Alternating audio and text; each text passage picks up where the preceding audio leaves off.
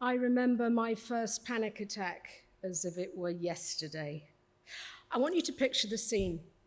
It's 1974, and we're all in our classroom. As the sun is beating down on our 10-year-old heads, it feels like a blimmin' greenhouse. Old Miss Taylor, with her blue rinse, her twinsette and pearls, and her tweed skirt. Why is it that teachers always seem to wear tweed in those days? Anyway, she shuffles up to the front of the room. Now then, class, we're going to be reading aloud today. Will you get your books out, please? Rosemary, start from where we left off, please. Suddenly, my head went into an absolute tailspin. Every fibre of my being was saying, "Run, get out of here!"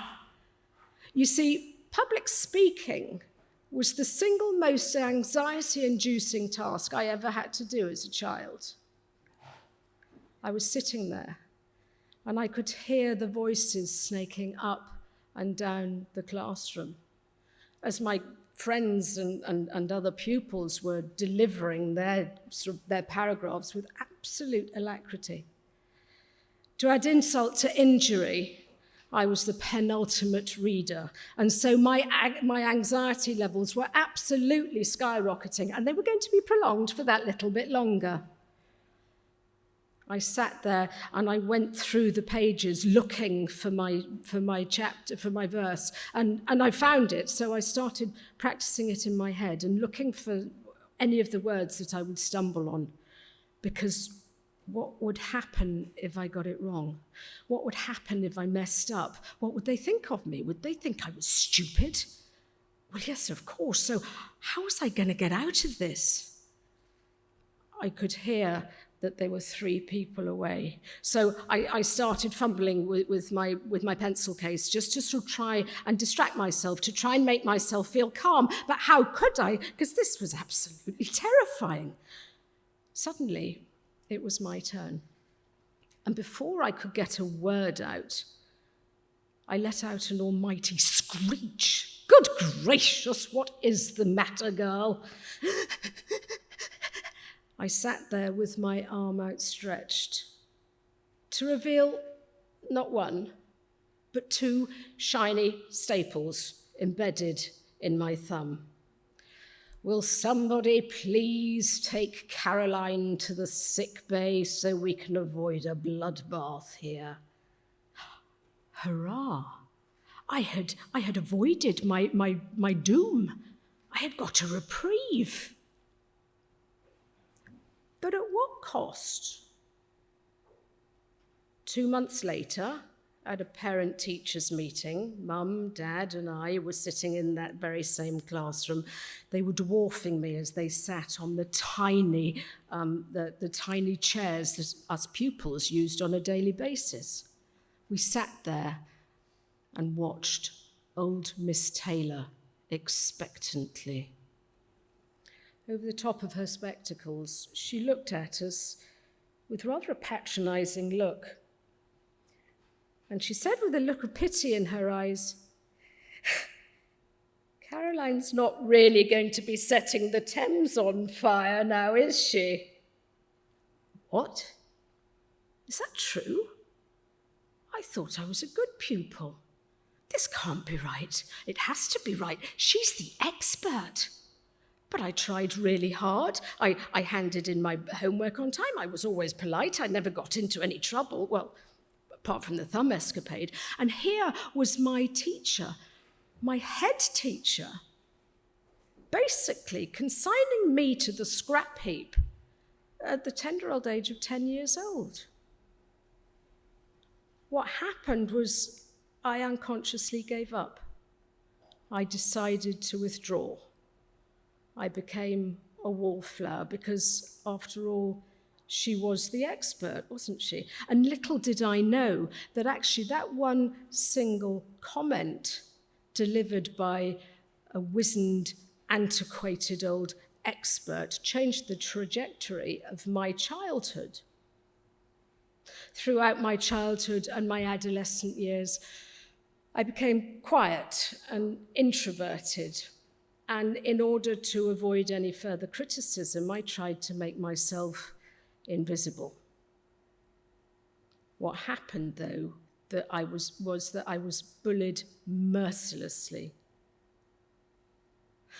I don't think there was anything inherently wrong with me, but the thing is that when bullies are looking for their victims, they're looking for the wallflowers, aren't they? They're looking for the people that aren't really going to stand up for themselves.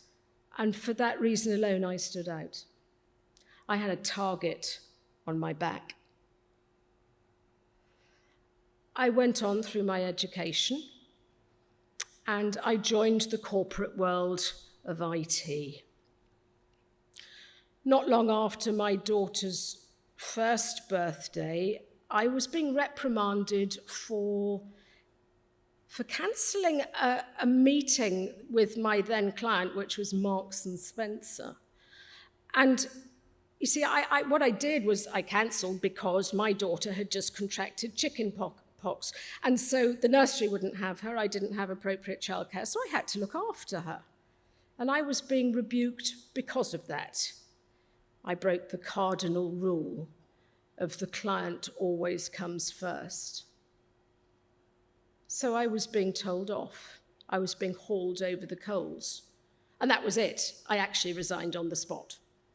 I was sick to death with being made to feel not good enough. I was sick to death with listening to other experts who, quite frankly, knew jack shit about my life. So it was then, when I became a stay-at-home mum, that I flourished. Not only was I able to look after my own kids that little bit better, I was also looking after a whole host of other kids as well, through my work with Childline, which is the UK's leading child counselling service. I was able to support lots of other kids who were being bullied just like I'd been, who were feeling as though they had to step back and avoid attention, just like I had been trying to do.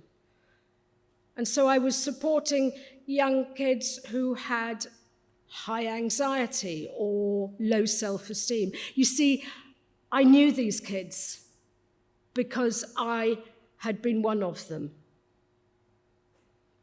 Nowadays, with the news and the internet, we are experiencing so much more toxicity and negativity, and it's all brought to us in the palm of our hands with the devices that we're holding. But it's also in the palm of our children's hands, 24/7. They are putting up with and are experiencing everything about sexting, about child trafficking, about wars, about climate change, about the cost of living. Everything is being brought to them on a daily basis. No wonder our children are struggling with a mental health crisis. It's not all doom and gloom, though. Yes, anxiety does tend to be more prevalent when we don't know what's going on in the world, when we are uncertain about our own future. And yes, it is a messed up world, but it's also a beautiful world. It's my job as an anxiety coach not really to get rid of kids' anxieties, because let's face it, it's an integral part of being human. But what it is, it's my job and my goal to stop young people from playing small. Not long ago, Maisie came to me. She was being bullied, had been for a number of years. And it was my job to support her. She had been so traumatized that she couldn't even hang out in her own neighborhood in Hollywood. That's Hollywood County Down. And it was my job to support her and give her the tools to build her confidence. And that's exactly what we did. So in one session, one afternoon, we broke down those barriers that sort of made her feel not good enough. We broke down those barriers that stopped her previously from standing up for herself. And I helped Maisie to start believing in herself again. 2 or 3 days after our session, I got a text, "You'll never guess where I am." Give me a clue, Maisie. She said, "I'm sitting in Hollywood High Street, I'm in Costa, and I'm having a latte." You see, that's what I'm talking about.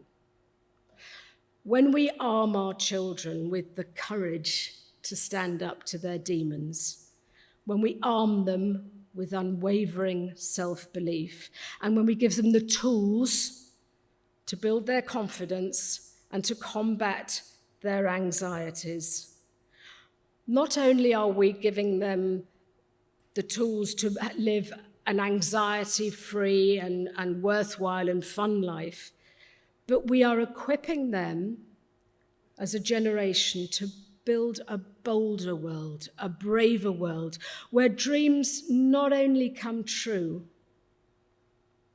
but where they flourish against all recognition.